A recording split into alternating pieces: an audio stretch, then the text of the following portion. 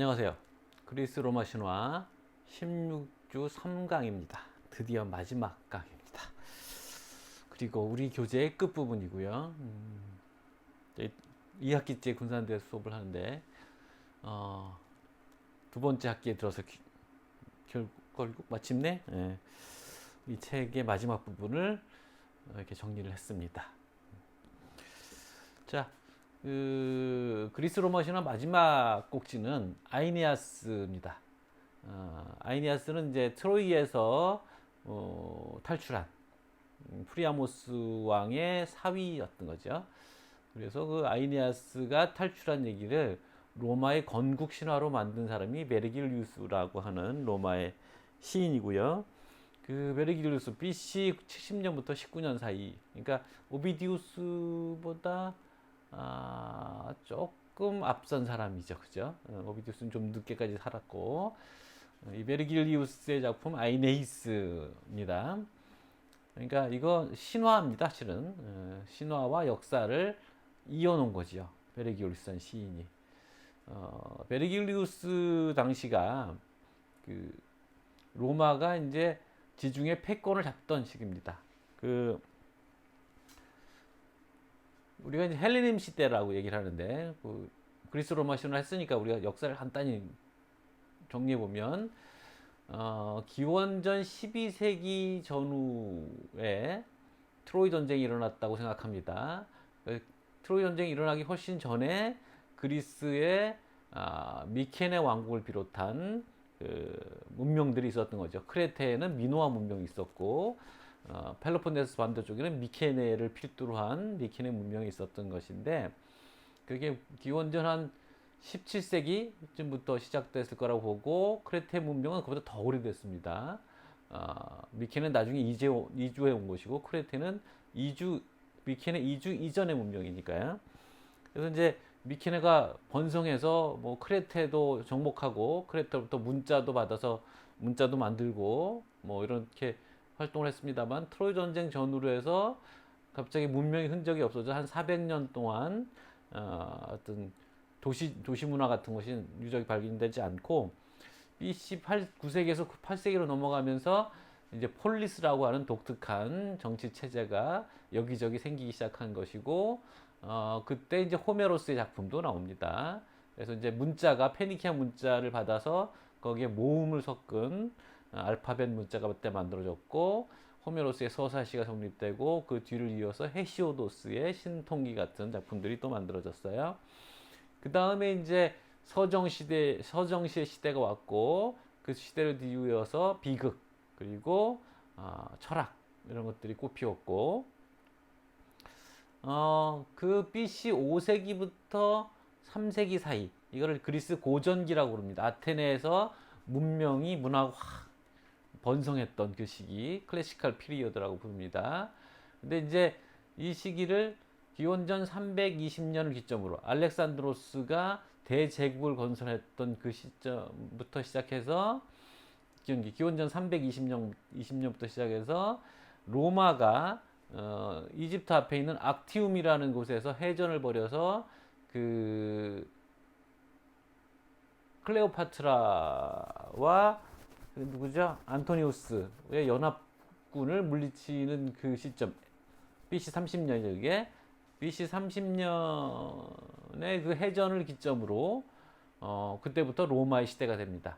그러니까 BC 320년부터 BC 30년까지 한 300년간의 기간을 헬레니즘 시대라고 부르고, BC 30년부터 로마의 시대가 돼서, 그 로마의 시대는 AD 4세기까지 지속이 됩니다.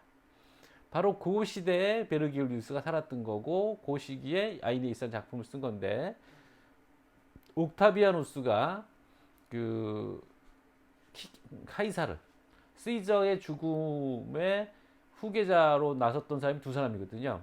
그 안토니우스와 옥타비아누스였는데, 반란군들, 시저를 암살했던 그 반란군들을 공화주의자들이죠. 공화주의자들과 내란을 거쳐서 그들을 몰아낸 후에 안토니우스, 옥타비아누스는 다시 또 알력이 생겨서 둘이 전쟁을 벌였고, 결국 옥타비노스의 승리를 끝나고 그 옥타비노스가 이름을 바꿔서 아우구스투스가 돼서 황제가 됩니다. 그러니까 이제 그 황제가 된 아우구스투스를 칭송하는 서사시를 쓴 게 바로 벨기올리우스의 아이네이스예요. 그러니까 아우구스투스에 이르기까지 그 아이네아스가 트로이를 벗어나서 그 이탈리아를 처음 건설해서 그것이 아우구스투스의 영광에 이르기까지 뭐 그 어떤 조상의 이야기를 쓴 거죠. 근데 이거는 지어낸 겁니다. 그래서 이제 보면 로마는 원래 그 매년 있었던 사건들을 기록하는 편년체 역사가 최초의 역사 기록 방식이었거든요. 여기 신관들이 있어서 뭐 달력에 중요한 날짜 표시하듯이 이렇게 쭉 매년 벌어지는 뭐 축제 이런 사건들을 쭉 적는데 그 편년체 역사가 바로 트로이의 함락으로부터 시작한다는 점에서 신화가 역사가 되는 시점이 있는 거죠. 그러니까 마치 우리가 단군 신화를 역사처럼 이해하는 것처럼 뭐 이런 겁니다. 여기도.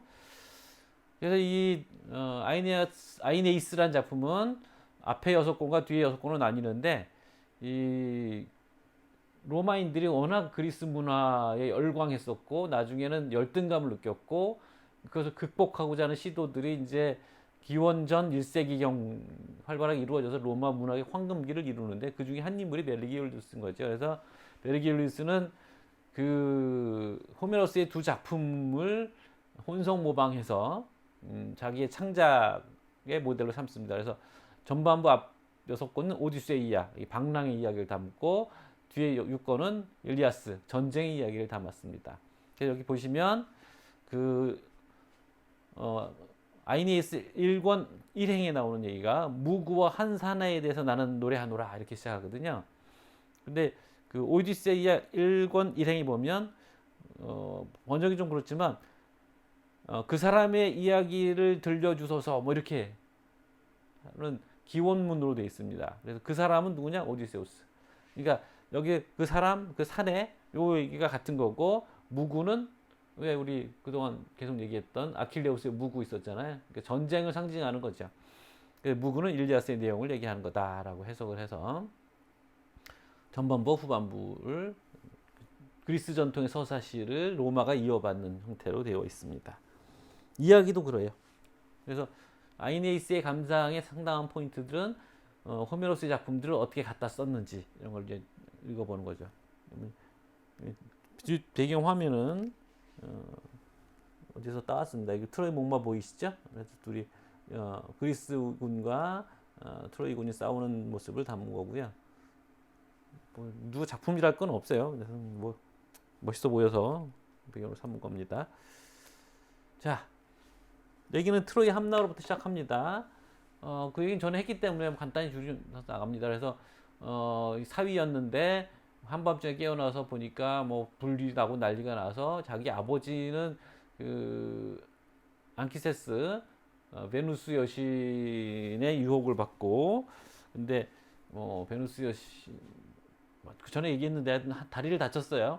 그래서 아버지를 짊어지고 떠는 없고 어린 아들의 손을 잡고 부인은 뒤를 따라왔는데 부인 도중에 이제 헤어져 갖고 결국 죽게 됩니다. 부인은. 그래서 트로이를 빠져나와서 나왔던 그 트로이 유민들을 데리고 이제 방랑길에 나선 거죠. 근데 딴 데 가서 나라를 세워야 되는데 처음에 갔던 건 트라키아였습니다. 이제 거기 가려고 이제 거기 가서 거기서 정착을 하려고 했는데 그래서 이제 신에게 제의사를 지내야 되니까 제단 장식용으로 나뭇가지를 뽑았더니 거기서 핏방울이 나오고 뭐 비명소리가 들리는 거예요. 사연을 들어보니 전쟁이 나니까 이제 프리아모스 왕이 자기 아들 중에 하나인 폴리도로스를 이 트라키아로 피신을 시켰는데 많은 재물과 함께 트로이가 멸망하니까 재물을 빼앗고 이 아이를 다 창으로 찔러서 죽인 겁니다. 그 자리에 이 나뭇가지들이 난 거죠. 그래서 그 나뭇가지를 뽑으니까 그 시체라고 할까 계속 비명소리가 난 거예요. 폴리도로스의 비명소리인 거죠.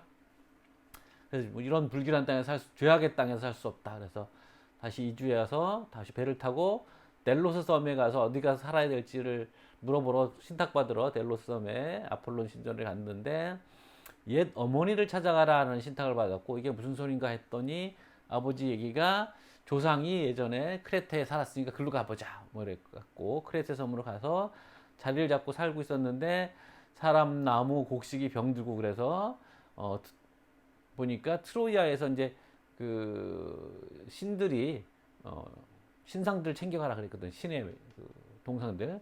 그 신상들이 말을 했나 봐요. 그래서 이탈리아로 가라고 충고를 했고.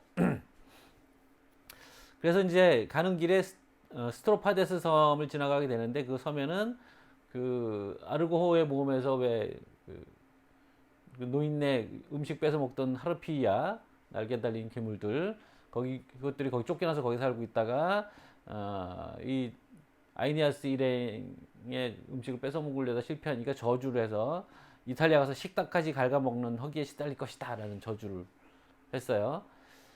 어떻게 실현되는지 뒤에 얘기할 것이고 그 다음에 이제 악티움 이게 바로 해전이 일어났던 곳입니다. 그러니까 일부러 집어넣은 거죠. 악티움에 상륙을 해서 에피루스라는 곳까지 갔는데 거기 가봤더니 그 아킬레우스의 아들 네옵톨레모스가 그쪽에 살았는데 그쪽에 이제 왕이었던 거죠. 그래서 그랬는데 네옵톨레모스가 죽었어요. 근데 그 네옵톨레모스가 트로이에서 전리물로 데려온 게 이제 헥토르의 부인 안드로마케하고 그 형제였던 헬레노스였는데 이들이 노예로 있다가 네옵톨레모스가 죽으니까 권력을 잡아서 거기서 이제 왕노릇을 하고 있었던 것이요. 그 얘기 그런 만남이 있었고 이제 드디어 시칠리아 섬 이탈리아 밑에 있는 시칠리아 섬까지 갔는데 거기서 이제 오디세우스의 부하 아카이메니데스 그러니까 오디세우스가 그 외눈 거인 퀴클롭스 거인이었던 폴리페모스에게 붙잡혔다가 도망갔던 그 섬이었던 것이죠. 그래서 근데 그때 미처 못 빠져나왔던 오디세우스의 부하가 있었는데 아카이메니데스라고 여기서 그 사람을 만나서 이 사람을 구해줍니다. 그러니까 이건 말하자면 좀 유치하지만 오디세우스를 극복한 거죠. 이겨나간 거고 오디세우스의 방식보다 더 나은 방식으로 위기를 슬기롭게 좋게 일을 좋게 만들어 간다는 얘기겠죠. 그리고 이제 눈먼 폴리페모스도 만났고 또 시칠리아의 드레파눔이라는 곳에 갔는데 거기서 이제 그 아버지가 돌아가셨고 그러니까 안키세스가 아이니아스에게 많은 그 정신적 힘을 줬던 아버지가 사망을 했고 그 근처 바다에서 이제 폭풍우를 만나서 떠밀려서 배가 이제 카르타고에 당도하게 됩니다. 이제 그 아이니아스의 여행 코스를 잡은 건데 트로이에서 트라케로 갔다가 델로스 섬으로 갔다가 크레테 섬으로 갔다가 스트로파데스 섬을 지나서 여기 우트로툼으로 갔다가 에트나 화산이 터지는 그곳에서 이제 폴리페모스를 만난 거고 드레파눔에 갔다가 카르타고로 떠밀려 갔던 겁니다. 여기까지 얘기된 거고 그 다음에 에릭스로 가고 쿠마이로 가서 라틴이란 말이 여기서 나온 거죠. 그쪽에 이제 정착하러 상륙하는 거죠. 여기까지가 이제 여행기고 여기서 이제 전쟁을 하게 됩니다. 자, 카르타고에는 누가 있었냐면 디도라는 여왕이 있었습니다. 카르타고 나중에 로마와 여러 차례 전쟁을 벌이게 되는 숙적이 돼요. 그 사연을 여기다 이제 담은 겁니다. 디도는 원래 페니키아라고 그러죠. 포이니케의 피로스 지역에 살았던 여인인데 쉬카이우스라는 남자와 결혼을 했지만 여기 나오는 용어들은 이제 라틴식 발음입니다. 그리스식 발음이 아니고 그 쉬카이우스의 재산을 탐내서 자기 친오빠였던 피그말리온인데 이거는 그 동명이인입니다. 그 조각가가 아니에요. 피그말리온 왕이 남편을 죽였어요. 근데 그랬더니 그 남편이 이 여인의 꿈에 나타나서 재물을 숨긴 곳을 알려줘서 왕을 싫어했던 사람들 뭐 저런 사람이 뭐 좋아했겠습니까? 그래서 그 사람들을 모아서 재물과 함께 이주했어요. 여기 또 오타네 원주민. 어.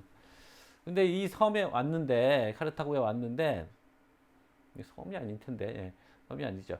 그 원주민에게 땅을 좀 팔라고 했더니 안 팔려고 하는 거죠. 그랬더니 그러면 더도 말고 쇠가죽 한 장으로 덮을 땅 정도만 팔아라. 그래서 그거 얼마 되겠어요? 그랬는데 이 쇠가죽을 늘려서 가늘게 실로 만들어서 가늘게 오려서 실처럼 가늘게 오려서 그 테두리로 엄청난 땅을 두른 거죠. 그 큰 땅을 이제 사서 거기서 정착을 해서 살고 도시를 건설하고 있었던 겁니다. 그래서 아이네스가 이제 상륙을 했는데 그 도시를 풍경을 이제 구경하는데 마침 트로이아 전쟁을 그린 벽화가 있어서 그걸 보고 있었어요. 이건 뭘 떠올립니까? 그 오디세우스가 맨 마지막에 파이아이아인들인가요? 그들의 나라에 가서 환대를 받다가 음유시인이 트로이 전쟁을 담은 노래를 부르니까 거기서 왈칵해서 눈물을 흘리고 뭐 그랬다는 얘기 있잖아요. 그거랑 딱 오마주가 된 거죠. 그 벽화를 보는 사이에 디도가 도착하게 되고 베누스 엄마잖아요. 아이니아스의 엄마인데 이 둘을 이제 맺어주려고 손주인 아스카니우스를 재우고 그 대신에 쿠피도를 아스카니우스를 변신시켜서 귀여운 모습으로 눈망울을 반짝이니까 디도가 너무 귀여워서 품에 안았는데 그 품에다가 아이네스에 대한 사랑을 뭐 불러 일으켰다 뭐 이렇게 돼 있어요. 그래서 이 여기서 머물면서 이제 대접을 받고 있는데 어느 날 뭐 사냥들을 갔다가 폭풍과 몰아치는 바람에 유노와 베누스 유노는 헤라의 로마식 이름입니다. 유노와 베누스가 둘을 짝짓기로 이제 마음을 정하고 이들이 사냥 갔을 때 폭풍우를 일으켜 갖고 동굴로 피신해서 눈이 맞게 합니다. 또는 뭐 그런 장소에서 드디어 마음을 드러낼 어떤 장소가 된 거죠. 그래서 이제 서로 사랑에 빠졌는데 한편 유피테르는 제우스입니다. 메르쿠리우스는 머큐리, 영어로 머큐리가 되고 헤르메스입니다. 헤르메스를 보내서 빨리 이탈리아로 가서 너의 사명을 다해라. 그러니까 아이니아스는 갈등에 빠졌고 디도는 어떻게 되냐면 뭐 망설이고 있었는데 나중에 다시 재경고를 받았고 그래서 어쩔 수 없이 떠나게 되니까 디도는 말리지만 결국 매정하게 떠난 거죠. 그러니까 저주를 합니다. 가서 전쟁에 시달리고 또 우리 민족과 그 민족은 원수가 될 거라고 막 그러면서 저주를 하면서 장작더미 위에 가서 자결을 하고 자기를 불살릅니다. 디도의 이 죽음은 굉장히 비극적이잖아요. 한 여왕의 죽음이고 뭐 여러 가지 작품 형태로 뭐 오페라도 있고 뭐 다양한 형태로 예술가들에게 사랑받는 죽음이 사랑받는다니까 좀 이상합니다만 그런 겁니다. 그 중에 한 작품을 골랐는데 아주 애띤 얼굴을 하고 있고 자기 가슴에 칼을 박은 소녀 같은 디도의 모습을 담은 작품입니다. 오기스틴 카요트라는 프랑스 조각가인 것 같아요. 1711년 작품입니다. 아름답죠? 장작더미를 올라서서 가슴에 칼을 꽂는 모습입니다.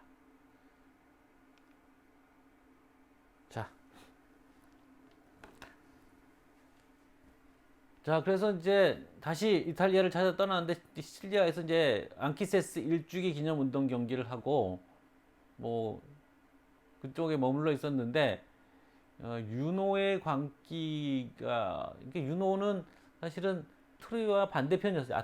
그 그리스 연합군 쪽 편이었잖아요. 그래서 유노가 이제 괴롭히는 거죠.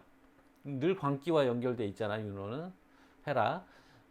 여인들이 그 같이 갔던 여인들이 트로이 여인들이 미쳐갖고는 배를 일부 태우고 그 얘기는 뭐냐면 이탈리아까지 가고 너무 힘들다 뭐 지친 거죠. 그래서 지친 사람들은 남겨두고 일부만 아직 기운이 남아 있고 다른 희망을 가진 사람들만 데리고 출항을 합니다. 그래서 이탈리아 쪽에서 처음 도착한 곳이 쿠마이라는 곳인데 거기서 시빌라라는 유명한 예언가가 있습니다. 이게 이탈리아 쪽에 유명한 예언가인 거죠. 이것도 여인이에요. 시빌라를 만났더니 저승 여행을 갔다 와야 된다라고 하고 어디 가서 황금 가지를 꺾어 하라. 유명한 겁니다. 황금 가지. 그래서 프레이저라는 영국의 그 신화학자가 유명한 저수를 썼는데 자기 그 저술 이름을 황금 가지라고 붙인 거야. 그래서 굉장히 유명한. 그래서 더 유명해진 거죠. 여기서 따온 거죠, 사실은. 그 황금 가지를 꺾어서 제사를 드리고 그 가지를 들고 이제 저승으로 가는 여행을 따라 나섭니다. 시빌라랑 같이. 그래서 동굴로 들어섰는데 거기서 이제 뭐 온갖 일들을 다 겪습니다. 뭐 여기 스틱스 강도 건너고 뭐 저기 카론도 만나고 뭐 여러 가지 위인들도 만나는데 결국 아버지를 만나러 간 거야. 죽은 아버지를 만나러 갔고 거기서 이제 아버지를 통해서 로마의 미래 인물들 아우구스투스 같은 인물들 쫙 보고 이제 자기가 일궈야 갈 한 민족의 위대한 역사를 미리 다 보여준 거죠. 물론 거꾸로 만든 거지만 그 시점에서 옛날 얘기처럼 만든 거지만 돌아올 때 얘기가 좀 재밌는데 저승으로 갔으니까 멀쩡하게 돌아올 수는 없죠. 갈 때는 뭐 좀 물리적인 방식으로 가지만 돌아올 때는 또 물리적인 방식으로 돌아오지 않습니다. 잠깐만요.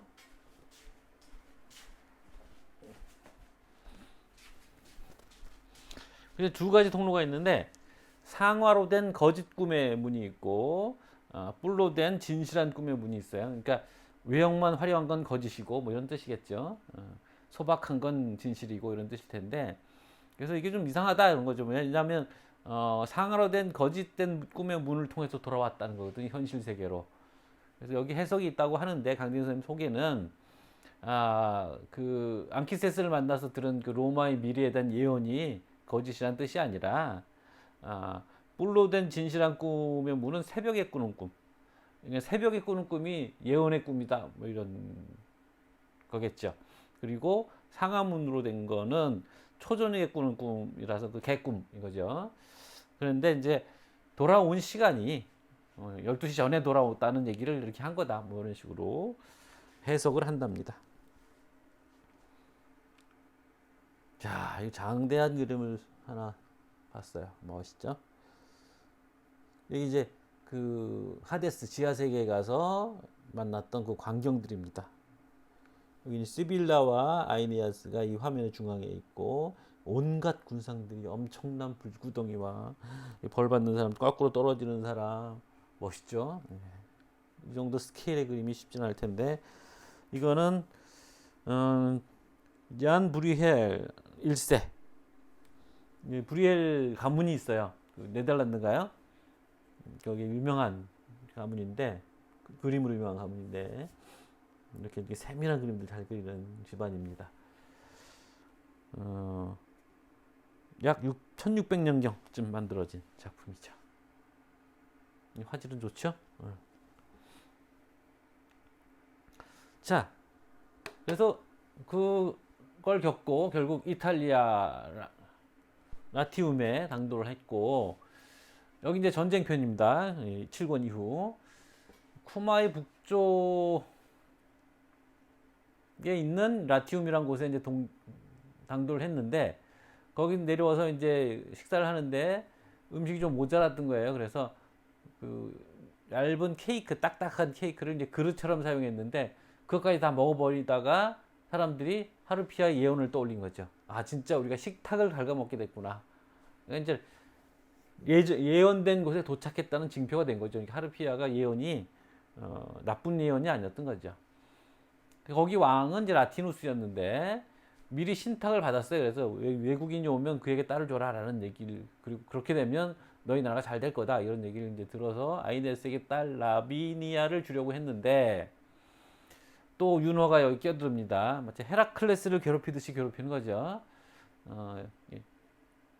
오디세우스에서는 오디세이아에서는 포세이돈이 했던 역할을 여기서 윤호가 한다고 봐야겠죠.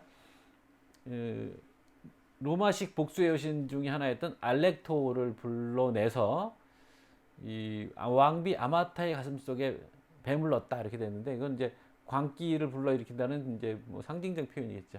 광기에 빠뜨리고 또 라비니아의 유력한 구원자였던 투르누스에게도 또 횃불을 던져 넣어서 전쟁의 광기에 빠뜨려서 전쟁의 분위기로 잡아가고 아스카니우스가 게다가 이제 실수로 라티움 사람들이 아끼는 사삼이 아니고요. 사슴입니다. 사슴을 죽이고 그래서 결국 이것 때문에 갈등이 생겨서 싸움이 벌어졌고 이탈리아 사람 몇이 죽고 이제 아스카니우스 많이 큰 건가 봐요. 그러자 이제 왕비와 투르누스의 부추김을 받은 사람들이 전쟁을 요구하고 이 와중에 라티누스는 통치를 포기하고 투르누스가 이제 왕위를 대신하게 됐겠죠.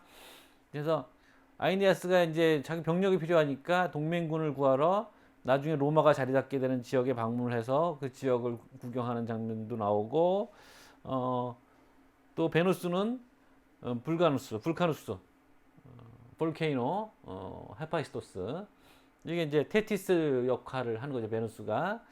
그래서 아킬레우스에게 새 무구를 갖다 주듯이 아들의 새 무구를 청했고 그 새 방패는 이제 악티움 해전이 그려졌다. 아우구스투스 황제에게 이게 아부하는 거죠. 중간에 긴 얘기가 있습니다만 그건 좀 생략하고요. 투르누스 뭐 지금 장면을 제목을 지금 넣느라고 이제 투르누스 이름을 넣은 건데 로마 지역의 그 왕이었던 왕이라고 해야 되나요? 뭐 하여튼 맹주라고 해야 되나? 에우 안드루스하고 그가 또 이제 에트루리아 사람들에게도 동맹군을 청하라 그래서 에트루리아 사람들 우리 가끔 나왔었죠. 왜? 그리스 문명의 영향을 많이 받은 이탈리아 쪽에 있었던 족 에트루리아족 그 동맹군을 이끌고 가서 전쟁을 하다가 자꾸 피해가 생기니까 아이니아스가 1대1 맞대결을 해서 이 승부를 짓자. 그래서 뭐 여러 가지 우여곡절 그때 결국 맞대결을 해서 투르누스를 죽입니다. 원래 안 죽이려고 했는데 이 에우 안드루스가 자기 아들과 같이 보냈는데 팔로스인가요?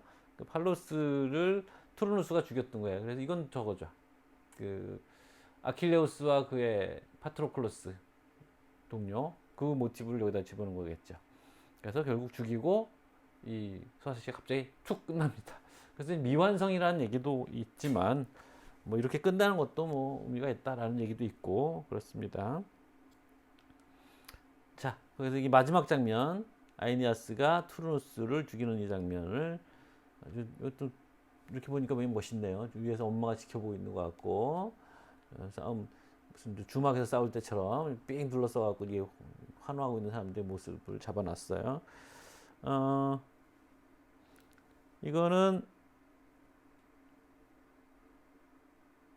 지아코모 델 포라는 이탈리아 화가네요. 1652년에서 1720년 사이에 활동했던 사람인데 1700년경에 그린 작품입니다. 자, 이렇게 해서 이제 뭐 우리 그리스 로마 신화는 끝이 납니다. 이건 뭐냐면 로마에 있는 판테온이라는 신전입니다. 굉장히 아름다운 그리고 신비로운 건축물이에요. 판테온이란 말은 모든, 판은 모든이고요. 판신도 있었지만 판은 모든이라는 뜻이고 테온은 신이라는 뜻입니다. 그러니까 모든 신들을 모아놓은 신전. 그래서 이걸 우리말로 번역할 때 만신전이라고 부르는 만신전. 독특하게 이제 동그란 형태의 건축으로 되어 있고 돔창이죠. 이 로마가 자랑하는 건축술입니다. 건축물에 동그란 구멍을 뚫을 수 있는 또는 동그란 형태의 천장을 만들 수 있는 기술인데 굉장히 독특하다고 그래요. 그러니까 뚫려 있으니까 비가 오는데 안으로 비가 들어온 적이 없다고 합니다. 묘하게 이게 아마 공기 압력들 이런 것 때문에 비를 이렇게 밀어내거나 뭐 이런 것 같아요. 근데 나도 가봤어요. 근데 몇 분 안 있어봤지만 굉장히 신비로운 기분이 드는 곳이고 그래서 우리 끝나는 그림으로는 적절하지 않을까 싶어서 이거는 이제 마르쿠스 아그리빠라고 그 악티움 해전을 이끌었던 장군입니다. 아우구스투스가 총애했던 장군이고 아그리빠는 석고상으로 많이 그리는 그 아그리빠예요. 그 나중에 이제 하드리아누스라는 로마 황제가 기원 AD 126년에 재건축했고요. 음,